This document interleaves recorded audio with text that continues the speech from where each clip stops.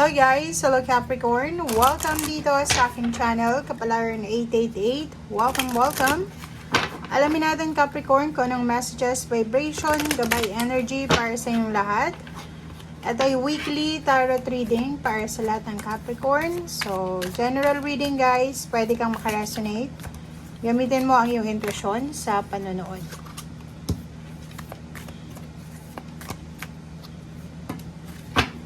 Okay.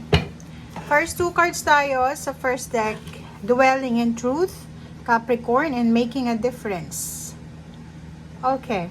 So, this week, nakikita natin dito guys na pwedeng makakapag-desisyon ka na maging totoo sa kung ano yung nararamdaman mo.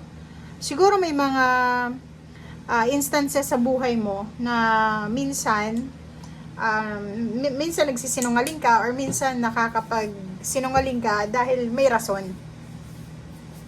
But this week, parang sinasabi ng baraha na mas pipilian mong maging totoo, mas pipilian mong mag-dwell sa katotohanan kaysa i-complicate yung buhay na mamuhay sa unrealistic. Okay? So, dito, nakikita din natin na may mga revelation of truth. May mga matutuklasan ka din sa linggong ito or may mga itinatago sa'yo na posibleng matuklasan. Next card is Making a Difference. So yun, parang ganun din. It's a confirmation na siguro makakapag-desisyon ka na wag nang sumunod sa agos ng buhay or sa agos ng mundo. Like yung kung ano yung uso ngayon, susundin mo, hindi. Parang mas gusto mo ngayon na linggong ito or simula ngayong linggo na maiba.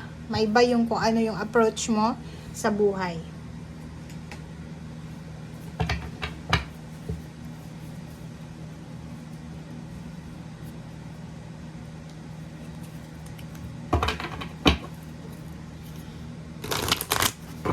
Okay, Capricorn.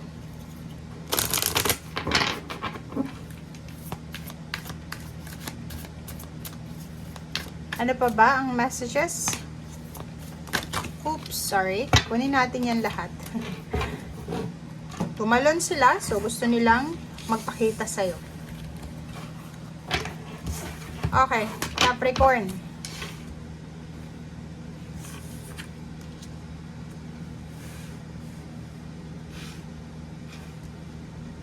Okay, so first card tayo dito sa second deck, Choosing Your Path. All is possible.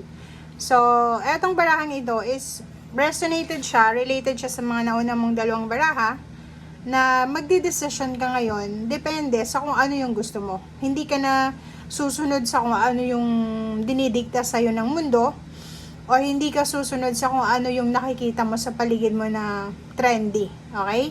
So, everything is possible. Okay? So, ngayon, nakikita ko sa'yo dito na meron kang minamanifest eh. Meron kang goal, meron kang direksyon na gustong tahakin. Comment down below if resonated ka dito.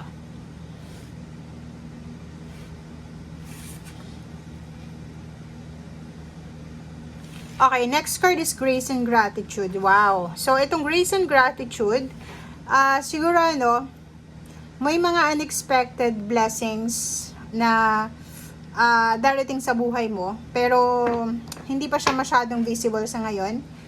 And sinasabi ng baraha sa'yo na this week daw, kahit anong mangyari sa buhay mo, maganda man or hindi maganda ito, be grateful sa lahat ng biyaya na ibibigay sa'yo ng universe. Okay?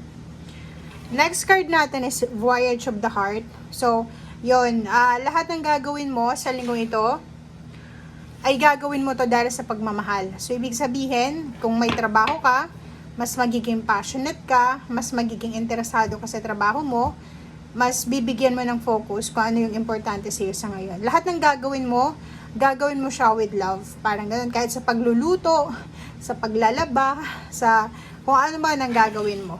Okay? Next card natin is Stepping into Power. Etong barahang ito, sinasabi ng barahan na kung nandito ka sa Choosing Your Path, yung ang dami-dami mong minamanifest, sinasabi ng baraha sa'yo dito na lahat kaya mo. Lahat ay posible para sa'yo. Walang imposible sa'yo. So, ituloy mo lang kung ano yan na minamanifest mo. And meron kang mga naka-reverse dito. Basahin din natin. Dito naman, medyo hindi ka siguro nagtitiwala sa linggong ito. Or pwedeng yung iba sa inyo, may mga plano kayo. It's either travel, relocation, or any plans in the future na hindi kayo masyadong parang hindi masyadong binibigyan ng pansin. Parang baliwala lang. Transformation din. Parang sinasabi sa inyo dito, Capricorn, na medyo, ano kayo hindi kayo masyadong excited sa mga nagbabago sa buhay mo. Or kano man tong pagbabago. And at the same time, yon yung iba sa inyo dito, medyo aloof, medyo boring yung pakiramdam. And masyado kayong nakafocus sa nakaraan. Okay? So, dito sa barahang to din, masyado din yung iba sa inyo na balisa. 'Di ba? Ang dami yung expectation, ang dami yung gustong gawin, ang dami yung gustong pasukin, ang dami-dami yung gustong simulan. Parang gano'n. Okay.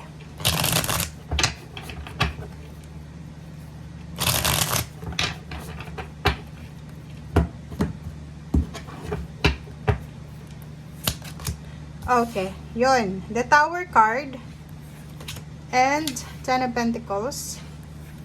Capricorn to guys and King of Pentacles. So, nandito yung Queen of Swords.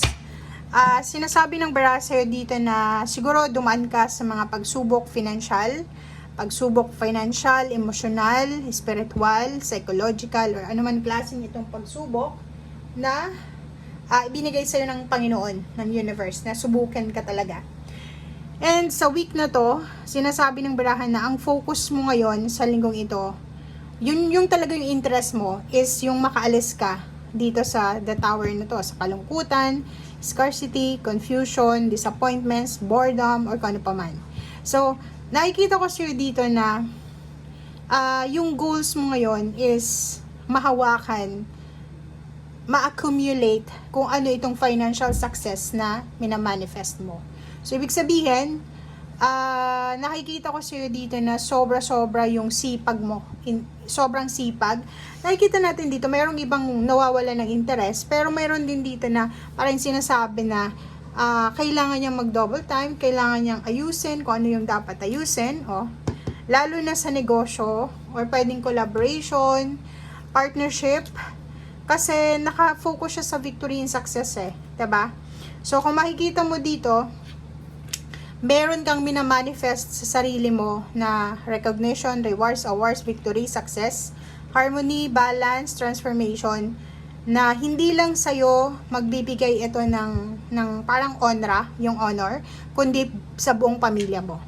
Like for example dito, pag-aaral, mastery, like doctoral, masteral, or kung ano man to na collaboration or partnerships, pwedeng negosyo, or pwedeng kasal, or kung ano man to, like promotion, salary increase, or relocation. So, sinasabi ng bara sa'yo dito na 99, 9 of Cups, and 9 of Pentacles, na sobrang celebratory energy ang dala-dala sa'yo ng linggong ito. Okay?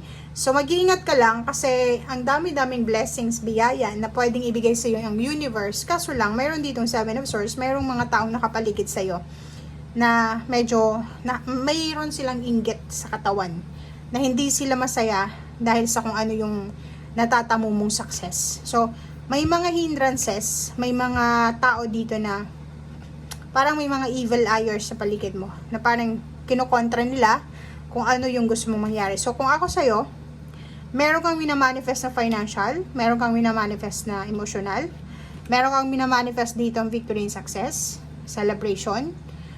Kung ako sa'yo, wag mo yan na ipagsabi. 'Di ba? So, sekretuhin mo muna, sarili mo muna, kahit karelasyon, magulang, kapatid, especially family members. Wag mong sasabihin kasi pag sinabi mo na yan, it's either uunahan ka nila or kukontrahin nila.